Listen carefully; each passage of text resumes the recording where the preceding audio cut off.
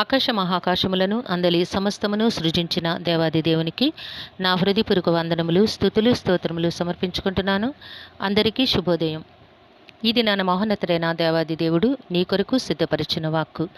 వారు తమ దేశములో రెట్టింపు భాగమునకు కర్తలగుదురు, నిత్యానందము వారికి కలుగును. దేవుని నామమునకు మహిమ కలుగును గాక. ఈ మాటలు యెషయా గ్రంథము 61వ అధ్యాయము 7వ వచనములో వ్రాయబడి ఉన్నవండి. ప్రియమైన నేస్తమా, నీ దేవాది దేవుడు నీకు ఉన్నతమైన ఆశీర్వాదములను ఇవ్వబోతూ ఉన్నారు. నీ దేవుడు నీ కొరకు అత్యున్నతమైన ప్రణాళికలను కలిగి ఉన్నారు. నిత్యానందమును దేవుడు నీకు అనుగ్రహించబోతూ ఉన్నారు. అయితే దేవుడు నీకు ఇవ్వబోయేదానికి నీవు చేయాల్సిన పని ఏమిటి? నీ జీవితమును నీవు ఎట్టి రీతిగా మలుచుకొని జీవించాలి. దానిని నీవు బాగుగా యోచన చేయవలను. అట్టి మార్గము గుండా నీవు ప్రయాణము చేయవలను. ఎవరైతే దీన మనస్సు కలిగి దీనులై ఉంటారో, ఎవరైతే నలిగిన వారికి, చెరలోనున్న వారికి, బంధింపబడిన వారికి సహాయము చేసే మనస్సును కలిగి సహాయము చేస్తూ ఉంటారో, వారి జీవితమును దేవాది దేవుడు ఉన్నతముగా ఆశీర్వదించునై ఉన్నారు. ఈ దినాన నీకు ఆయన తన వాక్కును ప్రకటన చేస్తూ ఉన్నారు. నీకున్న స్థితిగతులను బట్టి నీవు నీ దేవునిని ఘనపరచు, ఆరాధించు, కొనియాడు. కానీ నీ ఎదుట ఉన్న వారికి నీవు చేయాల్సిన సహాయమునన్నడు కూడా వెనుకకు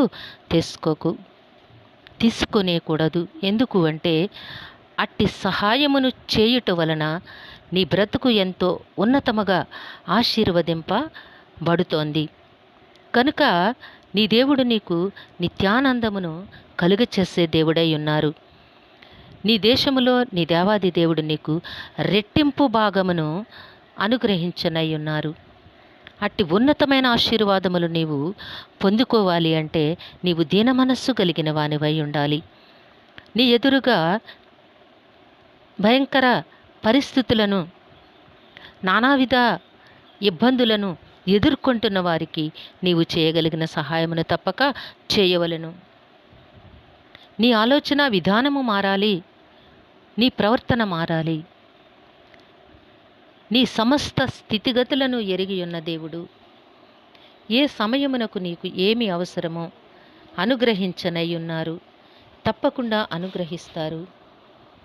నీ దేవుడు నీ కొరకు ఉన్నతమైన ఆశీర్వాదములను సిద్ధపరిచి ఉంచారు.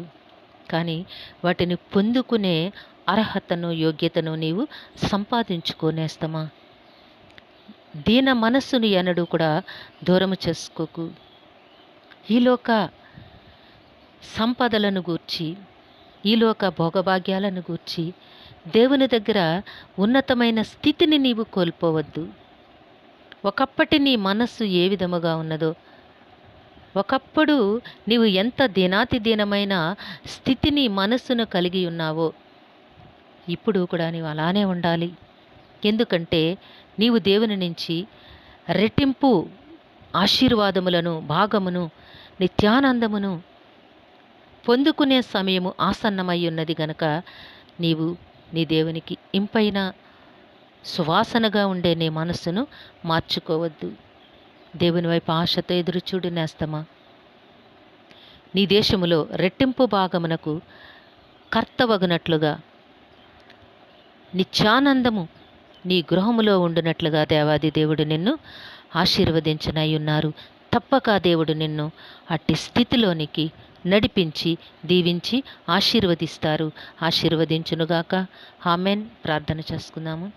సింహాసనాసనుడైన దేవా, మీ ఘనమైన నామమును కొందనములు తండ్రి. మీ బిడ్డ కొరకు మీరు సిద్ధపరిచిన వాక్కును బట్టి, మీరు అనుగ్రహించిన సమస్త వాక్కులను బట్టి స్తుతులు సమర్పించుకుంటున్నాం రాజా. మీ బిడ్డ మీరిచ్చిన దీన మనస్సుని ఎన్నడూ దూరం చేసుకోకుండా మీకు ఇంపైన సువాసనగా తన హృదయము ఉండినట్లుగా చూచుకొని మీ నామమునకు మహిమకరముగా జీవించినట్లుగా దీవించమని వేడుకుంటున్నాము. పుట్టినరోజు వివాహ దిన మహోత్సవంలో జరుపుకొంచున్న బిడ్డలందరికీ మీ ఆశీస్సులు అనుగ్రహించి దీర్ఘాయుష్నిచ్చి కాపాడండి. మా ప్రియుల కుటుంబాల్లోనైనా అందరికీ కూడా సంపూర్ణమైన ఆరోగ్యమును, సంపూర్ణమైన రక్షణను, దీర్ఘాయుష్ను, నెమ్మదిని ప్రసాదించి మీ శాంతి సమాధానములతో జీవింపచేయమని ఈ ప్రార్థన మా రక్షకుడును మీ ప్రియ కుమారుడైన యేసుక్రీస్తు వారి అతి శ్రేష్టమైన నామములో అడిగి వేడుకొనుచున్నాము తండ్రి. ఆమెన్. కరుణావాత్సల్యత కలిగిన దేవుడు మీ కుటుంబ జీవితంలో ఉన్నతమైన ఆశీర్వాదములు అనుగ్రహించి మిమ్మును ఆయన నామ మహిమ కొరకు జీవింపచేయునుగాక. Amen, amen, amen.